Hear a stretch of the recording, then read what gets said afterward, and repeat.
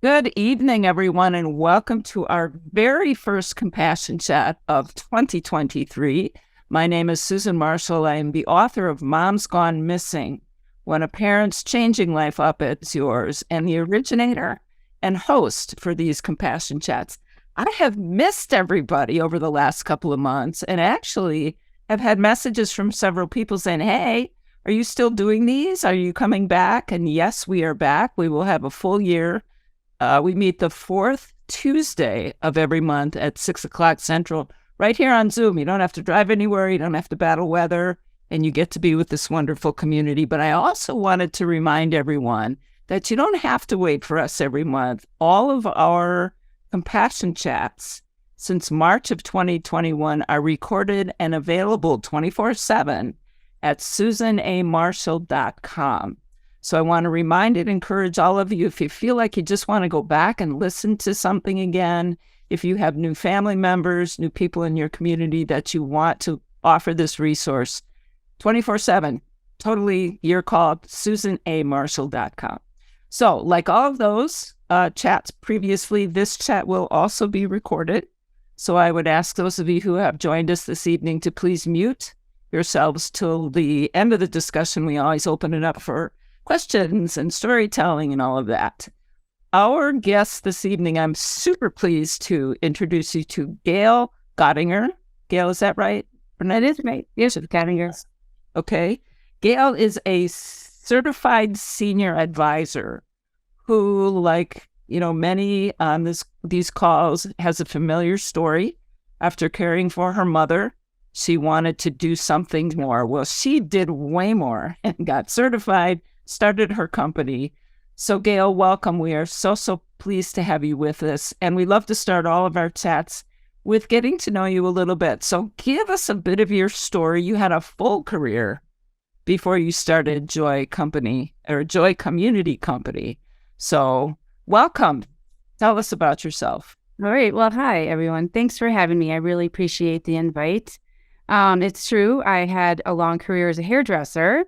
For 40 years, I did that job.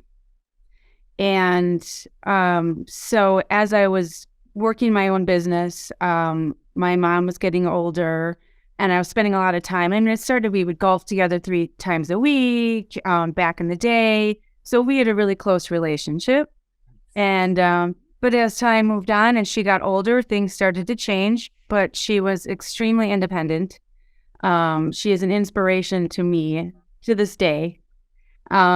She's been gone for 4 years now, but just like many stories you hear, suddenly, she was 89 and a half and she fell, she injured her ribs and just thought they were a little sore, a little tender. So that stopped her golfing, her Tai Chi, the things that she loved to do, made her lifestyle more sedentary. And then she developed pneumonia unbeknownst to her. And she ended up having to go into the hospital. And then they found that she had 7 cracked ribs. And that's just her. They're a little sore. And and obviously she had the pneumonia. And then she had also an abscess in her belly that they didn't know about.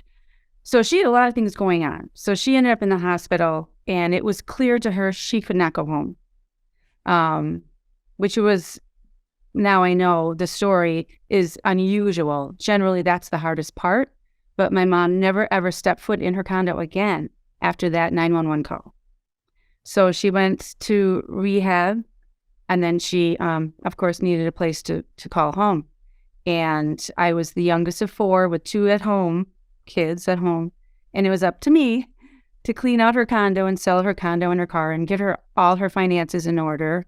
And I did it, of course, and then I found out about the service that's offered and at no cost to families. So advisors have relationships with communities, and that's who pays us. So the families don't have to worry about, finding a place, the daunting task that it is, until we whittle it down to 2 or 3 and we tour together. And again, there's no financial obligation, which is wonderful. So that happened. She found her new home. She loved it. Things went well until they didn't. And then I was there with her on the last day. So Gail, the story is it's almost like we could write the script, right? Between what you experience, many of our caregivers on these calls experience. What prompted you to get certified and start a company? The relief that it gave me when I was so burnt out at all the things that I already had done for my mom. The idea of finding a place for her to live, I didn't even know where to start. So once I found that service, and it was, like I said, such a relief, I thought, this is amazing. This is what I want to do. So I started in 2016 studying, and I had my full-time career that I needed to keep. So I did this, just the studying part-time. And then in 2020, I did go and I went out to Denver and took the course. And because it is so comprehensive, I mean, it goes into health, transitions, quality of life ethics, financial and estate planning, federal state programs, all these things that are new to me. I have to be honest, I had to take the online course as well.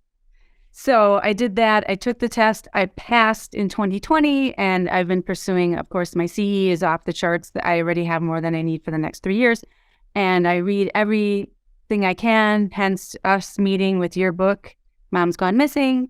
And so I've just been working really, really hard the last year, mainly visiting communities and getting to know them, because I would never recommend one without having visited at least once, many times more than once. So if you could spend a minute, Gail, talking about communities, there are different categories, right? There are different requirements for people to move in. So talk to us a little bit about that. Was, as you say, my sister Lori, who was a main character in my book, we didn't know what even we were looking at. But there were certain places we walked in and we went, yeah, no, just walked in the door and turned around and walked. Tell us a little bit about the research you've done and what you've learned about the various communities. Mm-hmm. Well, first of all communities do work differently, unless they're part of a group like Azura or something. You know, I know you had Laura on Bolts, but they all have different care levels, and some work on the point system. Some independent communities are just that. They don't have, you're independent. And I've been told that when I asked, are there pull cords or is there a check-in? Well, this is independent living. Well, independent living in communities are very different, you know, and a lot of them I have to slow down because there's so much. So this is funny. I was in an event yesterday, and there were some new people doing the tour, and I had been to this place many times, and I heard RCAC, AL, IL, you know, the acronyms, and I saw the glazed eyes going over the people. So later on, actually today, I emailed them the difference in all of them, because once you start hearing that, and I can't imagine families going through this, you don't even know what's going on. You can't hear anything because you don't understand. So there's independent living that can be called a residential apartment complex, RCAC, residential complex. And that can be totally independent, or, like I said, it can have check-ins, it can have pull cords, there can be meals included, or a budget for meals. Then there's RCAC. Oh, that's what I just talked about. Sorry, let me just get my notes. I'm a little nervous, I have to be honest. There's so much information, Gail. There's so much information. Oh my gosh, how do you even sort through it? So thank you. We appreciate your expertise helping us understand. Okay, so there's a community-based residential facility and CBRF, and that's when you need more help than independent. There's more hours of care. There's also assisted living previous to that. Then it moves into the CBRF. Some places have 4 levels, and then if you add memory care, there can be 5 levels. And so it's really lovely when it's a continuum of care in one place, because then people don't have to move all around. There's something called a floating license. So someone could be in one room until if they had needed memory care and it was to the point where they'd be harm to themselves or someone else, then they need to be in a secure environment. But there are very many different communities, and that's where we come in and help sort it all out. And things even change in communities. If there's different ownerships that go through and come through and buyouts, and that changes too. So you have to keep up on that. And, maybe somewhere that your mom's friend went, 5 years ago, it might not be the same. It might not even be the same quality. So there's also the division of quality assurance that I go through, through the state, and find out if there are any deficiencies. That's super huge. That's even hard to navigate. If you can't just send a link to somebody. It's overwhelming. So it is overwhelming. It is overwhelming, Gail. And one of the things, so again, appreciate your expertise and what you bring to this. One of the things that I'm hearing recently as I talk with people about different communities is, of course, staffing shortages. Everybody's dealing with that. How does that impact the communities that you know of in terms of the care that they provide? Well, two things. Communities either don't go to capacity because they can't, or they're actually hiring out in-home health to come into their community, which of course is expensive for them. But I respect that because they really care about the residents. They're not trying to stretch their staff and stress out their staff. And I mean, if that's not an option, keeping some of the units, the apartments empty, well, then I respect that too. But I'm not going to lie. I'm hearing, that they're short-staffed and they're still wanting to get more residents in. So the more you talk to people, the more time I spend at events, I see the same people. They get comfortable talking with you, and you kind of get the nitty-gritty. And that's what I'm after. And that's why I've spent all this time going to communities. And there's a lot of turnover in communities. The marketing directors move around, and I don't know why, but it helps me get to know them better. And then it helps me to understand or find out communities that they were at and maybe why they left. And I just want to be on top of everything that's going on as best as I can. So I'm a caregiver perhaps on this call, or maybe I'm going to come to the SusanAMarshall.com website, find this chat after it's recorded. How would I approach you when I have, as you said, I have no idea what I need? I don't know where mom or dad, brother, sister, spouse, I don't know where they are on this continuum of care. So walk us through what an initial conversation might sound like. Mm-hmm. So generally, I do in person if I can. I prefer, because I really get a feel of the family dynamics, and there's going to be generally more people at a meeting like that of the family, but I've done it over the phone. It's called a discovery, and you go through, generally I start with all the health issues, like how many times are they getting up a night, and what do they need, and what were their past health history, and what's going on right now, and their likes and dislikes, and do they use mobility apparatus, and then once all that is designated, people start talking. Discoveries, they say about a half an hour. It's generally an hour or more, because that's how you get to know people. And the best thing to do is me talk less and they talk more. And so that's when I flip over the blank sheet and I just start writing all my notes, because then you find out really about the family dynamics, what the future resident really wants, what they need, what makes them comfortable. So with the information, I hone in on the communities that I know, and I start calling and asking if they have openings, and then the specifics, and find out if they can, give the support needed. Do they take birds? It's all about the discovery and finding out what the healthcare needs are and the social aspects, interests, Some people are very specific on what they don't want. And I would think that that would be a more natural starting point than asking people what they do want, right? I don't know. I want Right. safe.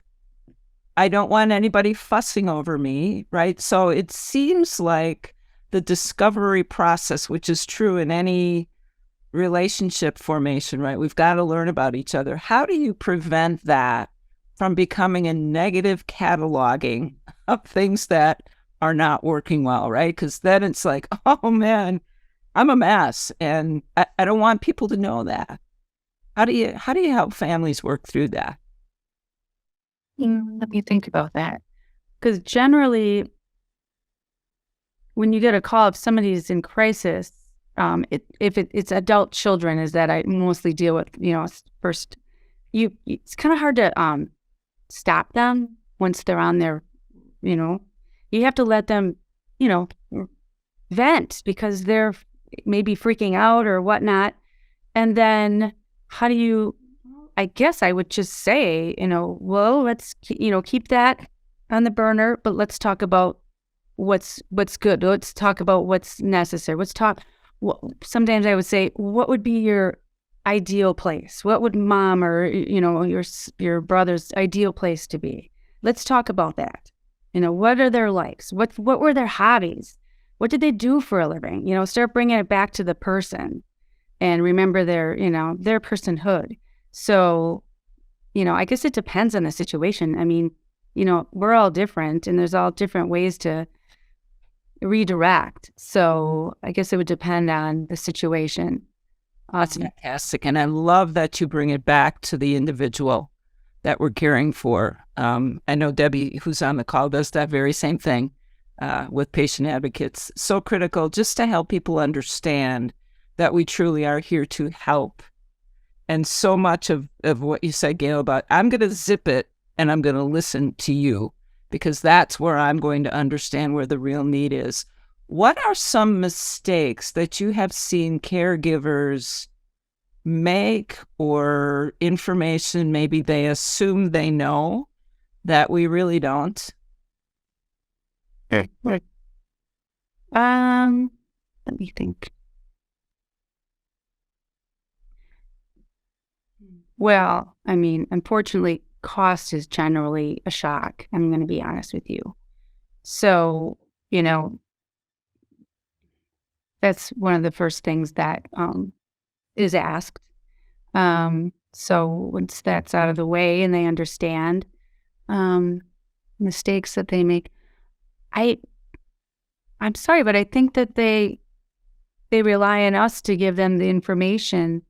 They ask questions. A lot of times, well, okay, the biggest mistake now that I think about it would be to contact a national company that isn't local, whether it would be me or someone else local, because unfortunately they're more lead generators. That's what they're actually called. And so you put your mom's name on or your dad's name online and they take that information and spew it all over. And they're sending it to places that maybe memory care and you don't need it, or independent living and that's not where you're at. They'll just, because something's going to stick and that's how they make their money. So all these communities that are interested in having new residents will start calling the families. And so you can get 15, 30, 40 calls up to 2 years coming in at random times. I just talked to someone yesterday at this event. Her mom passed away 2 years ago and she's still getting a phone call. Wow. Can you interrupt that as you're working with families? You know what? I'm finding out because I belong to a national group, and there might be a way to break that, but there isn't at this time.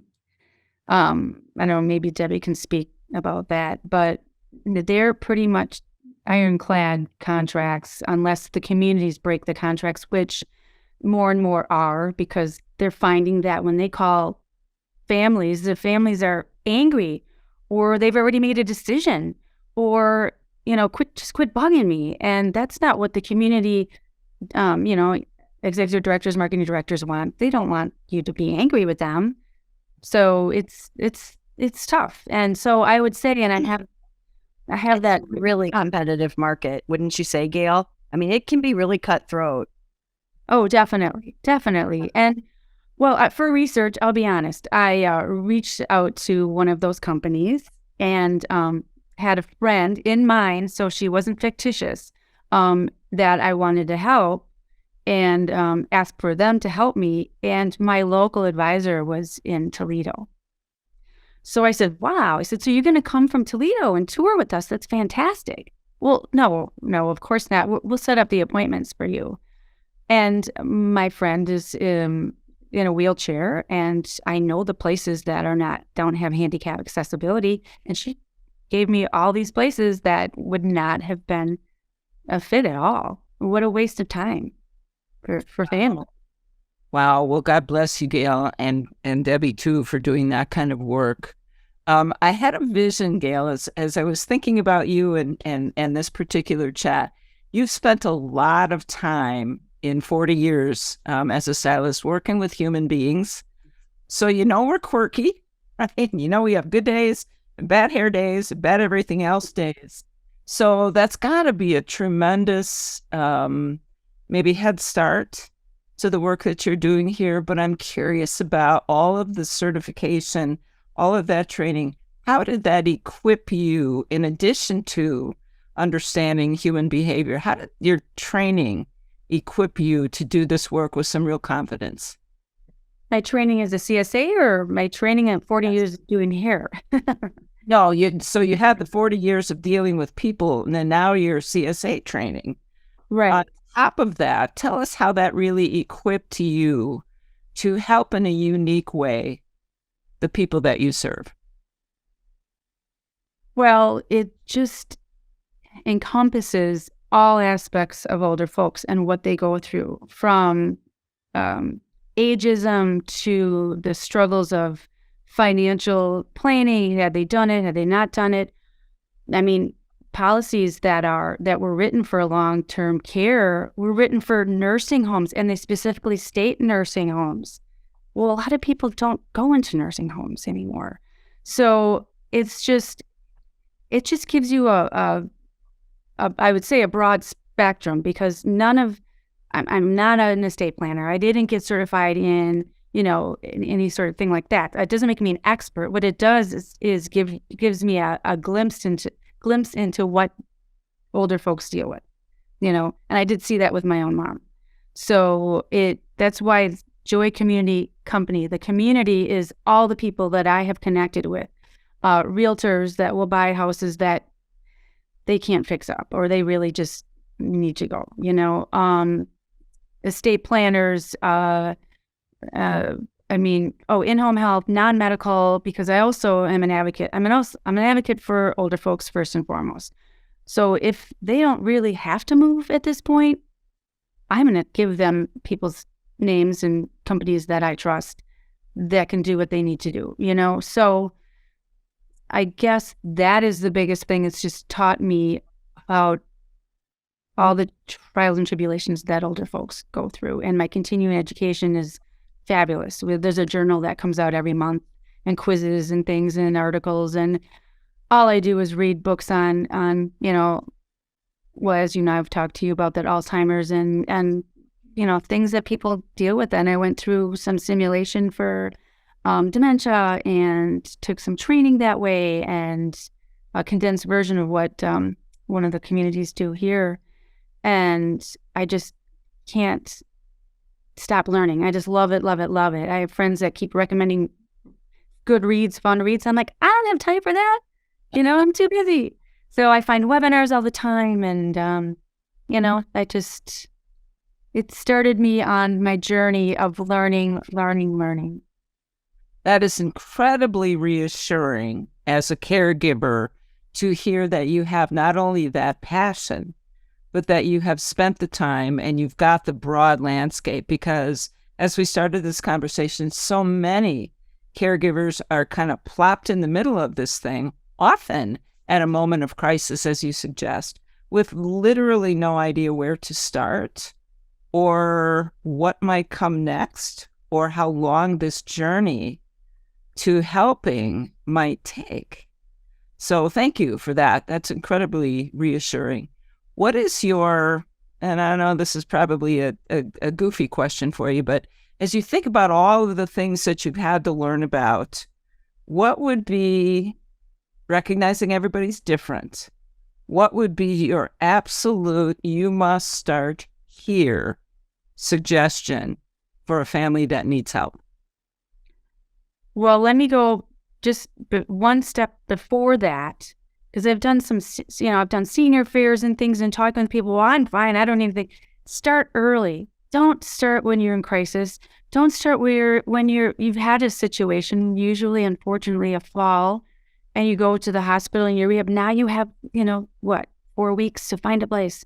And then you've got your sibling or your brother who really has no clue, or your kids that are just freaking out looking for you.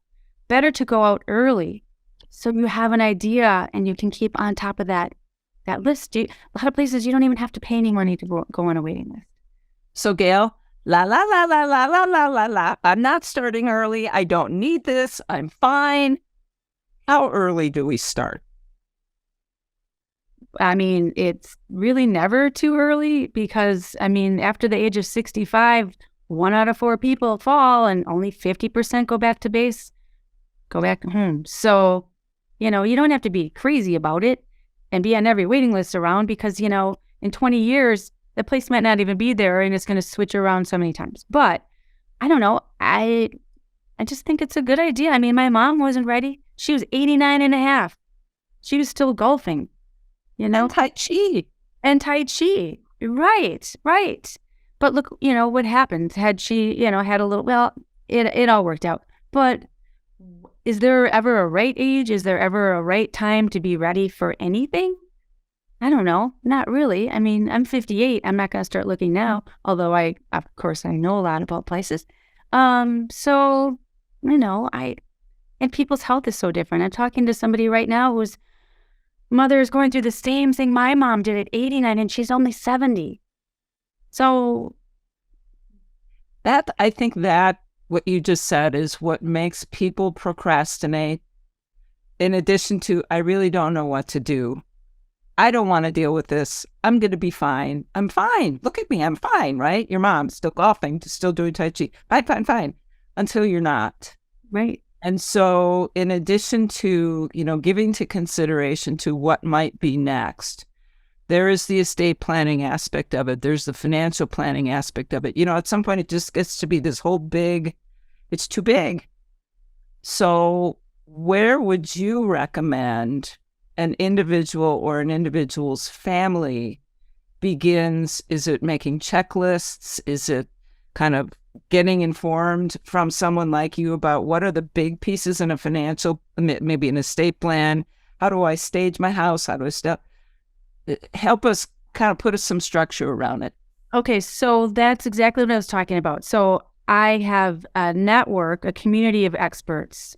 So they would reach out to me and they would let me know, would talk about what's going on. And if there is something, a health situation, we would do the discovery. So we would have a record, a baseline on this date of what's going on health-wise. But then I'd find out is what's going on with the house. Is it, paid off? What do you need? Is there, a POA and all those things. And then I would direct them to the experts that could help them complete those tasks. Well, and it's interesting. Mom, as I wrote about in the book, she didn't want any of that. Stay out of my business. You don't need to know any of that, children. And yet, without that information, it just gets to be that much harder to know what to do and when. So appreciate the network. We're building this whole community of people, which is really fun for me to help share.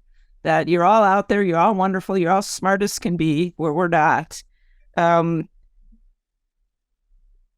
question, maybe silly, but Gail's going to write a book or make a movie. Okay.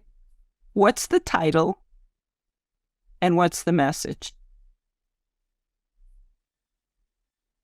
Wow, you could have given me these earlier so I could think of it. This is why it's fun for me. I just get to ask the questions. You got to deal with the answers.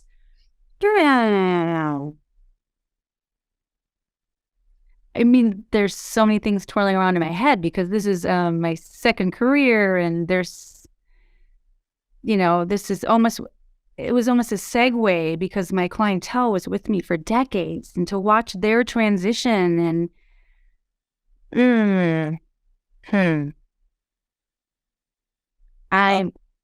I don't know what to say. Like, I'll let you think on that. I'll let you think on that a little bit, but it's part of what I think we all need is reassurance, yes.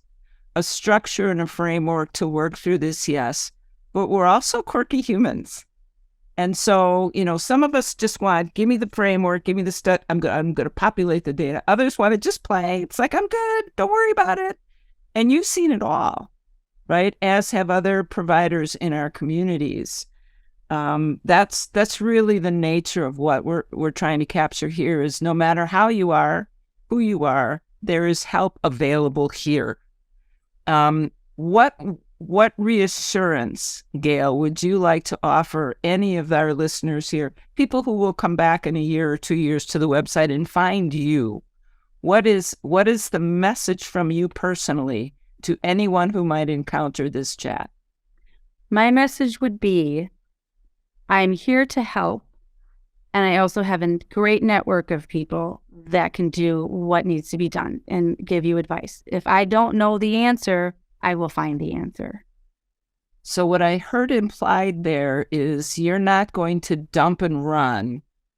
If I'm asking you questions that you don't know, you're going to stay with me and help me work through that. Is that accurate? That's exactly right. Because guess what? I get to learn. I love learning everything I can. I feel like I'm, a little late in the game, but I feel like I started a business not only, but I'm also in school because I listen to the nurses and the discharge planners, and I learn about medications, and then I come home and I do websites, and Teepa Snow is an amazing educator with dementia, and I watch her. I mean, I just want to learn so much. So if there's something that I don't know, I love that because I'm going to know. Not all about like estate planning, things like that, but I'll know more. I mean, and what's not to love about that? Yeah, that's awesome. So one last question, and it'll be a toughie, but then we're going to open it up to questions and stories. What, Gail, have I not asked you that you really want caregivers to know?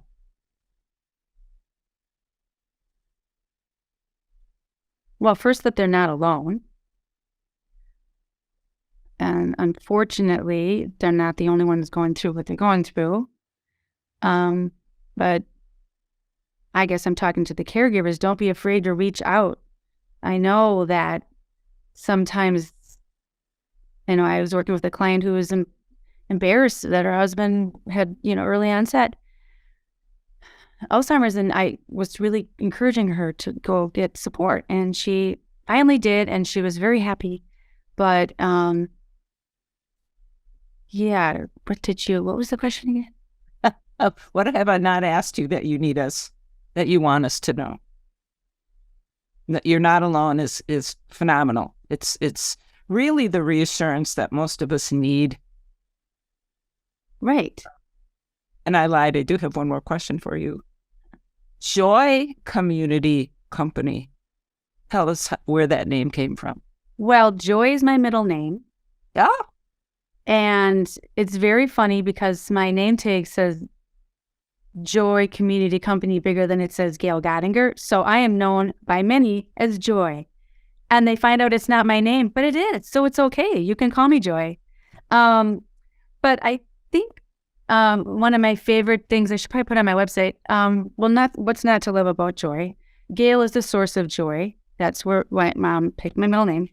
And there was a picture that came across Facebook years ago, and it's little girls running through a sprinkler, and it says choose joy. And it just always struck me as like happy times, and that's what I want to provide for families. I want to make this is not, can't always be happy, but is smooth and less complicated and less stressful. as it can be. So, and that's why joy, community. That is fantastic. And we know that sometimes joy is actually very quiet. It can be a contentment. It can be just a reassurance, again, that word, that we're okay. We're okay on this journey. Well, I'm going to throw it open now to anyone who's on the call that has a question or a story. Please unmute and share your story, ask the question. I had a couple things just kind of pop into my head while you were talking. First, thank you for sharing your story, because it's very helpful to hear kind of that familiar story. But one of the things that I've been finding out lately, I've been doing a lot of touring, as I call them, campus tours. It's a different kind of campus tour than I was doing a couple years ago with my kids. But I think just being pretty honest with them about, I only had the 2 kids when I was looking for daycares. I've never done this before. I have but the 2 children. I have but the 1 elder right now, and I've not done this before. But I am relying on them, who have worked with lots and lots of families, to kind of help me fill in those gaps. So that's been helpful, and I think they've been very receptive and very kind, and everybody's just been really wonderful. So thank you for that, Lucia. What gives you that sense of, or a sense of, this place, yes, feels right, versus kind people, caring people, but the place doesn't seem quite right? Do you have a way to kind of measure that for yourself? Then I'm going to go back to the daycares. Like, you really have to get in the place to see it, feel it, smell it. One of them was decorated exactly like my loved one's house is decorated. So that felt more like a home for that person. Maybe not what I would like. I like animals. They do not. Doesn't matter if there's birds in the lobby. There's just a lot of, I think, really to that person. What would they like? What would they find comfortable? What would be distressing? And there were a few things that I'm like, yep, that's a deal breaker. Yeah. And different for every person, right? Exactly. Yeah. Wow. Interesting. So you are truly in search of a community for your loved one, right? Are you working with an advisor at all? No, and I have a list of them, so I want to go back and check and see if your name's on there on that list, because it's possible. I have a few kind of interesting factors that I'm trying to juggle. So, because like what you said, it looked like one of them looked more like a home, like your loved one's home. And I've found that at one point, and then when I went on the division of quality assurance and I saw the deficiencies, that didn't matter. So, it is a really big part of it. So whoever you're working with, please make sure that they go there and check into it. And then if there are deficiencies, you don't necessarily have to run away, but you have to ask questions. They or you have to ask the questions of, what was this? Maybe the person that, had that issue is no longer there, or there's new management, but it's a huge aspect of choosing a place. And I worked at a place that had residential care at one point, and so I am aware of the balance that they have to have between being home-like and being a healthcare facility. So you can't always get the warm and fuzzy because you're out of compliance. Well, and it's funny, I would just jump in here and say, Lucia is not shy, in all of my knowledge of her, to ever hold back with a question that she needs to have answered. So good advice, and keep doing that, Lucia. I guess I could share. I had a few episodes, I guess, ago. I had an idea I was going to share, but I didn't have it with me. I do have it with me today. Back to your point about lists and checklists and things. This is what I've been keeping for this particular individual. Every time there is a friend who calls, a vendor, or not a vendor, I guess, like a service that they use, I put it in my book. So I have all the phone numbers, all the contacts, anything that I need to know is in one place. That is phenomenal. That's great. When did you start that, Lucia? How long have you been doing that? I'm feeling like this is a couple of years old now. Yes, I've got neighbors in here. I've got a password there for that service because they're very not techie. So I have to do all of the online management of anything. So, yep, that's just my cheat sheet. Fantastic. Thank you for sharing that. That's a great kind of a tool benchmark, if you will, for caregivers to be mindful of. Keep stuff in one place. It costs $1, so That's awesome. it's purple. It's different than my black one. So yeah, I know it's old school, but it's helpful to know that all that is handled in one place. That's wonderful. It goes with me whenever I leave to do their bidding. That's fantastic. Thank you. Debbie, it looks like you had a question or a comment or maybe a story. I just wondered, Gail, and great presentation, by the way. This was really insightful. So is your service at no cost to families? It is at cost to families. And because I have agreements with many communities, but I'll have you know that I've done placements without agreements. And We've talked about that. yeah, and Doing the right thing. haven't gotten paid. But, I'm still building. And the more people that know what I do, the more people will recommend me. And even places that don't use referral services, they actually do if they need to. And once they get to know you, and I also, can get referrals from places that are full or places that aren't a right fit for the people that come. And so, and again, I learned so much. I don't know. I just love it. And it's not a waste of time. That's for sure. Well, and it's all about the patient getting what they need, and the revenue source has to come from somewhere. I just wanted to clarify where it was coming from. I had an idea, but I wasn't sure. I just wanted to clarify because maybe somebody else was wondering the same thing. That's great. Yeah. Terrific. Any other questions, stories, comments? Oh, Gail, i.e. Joy. Exactly. Well, I will then just, Gail, bring it back to you. Any closing thoughts? A reminder, one last bit of encouragement you can offer caregivers before we close this evening. Well, I will reiterate that you're not alone and there's help out there. I mean, for anything and everything, there's someone to help. Don't be afraid to ask.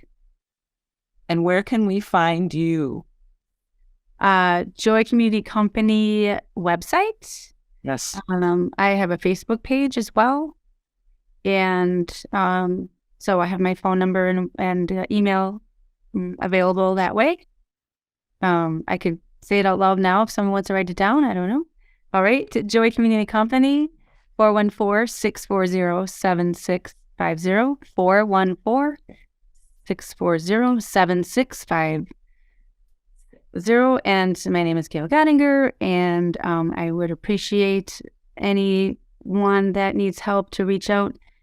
If not to me, to someone local. That's the hugest takeaway. Do not share information online.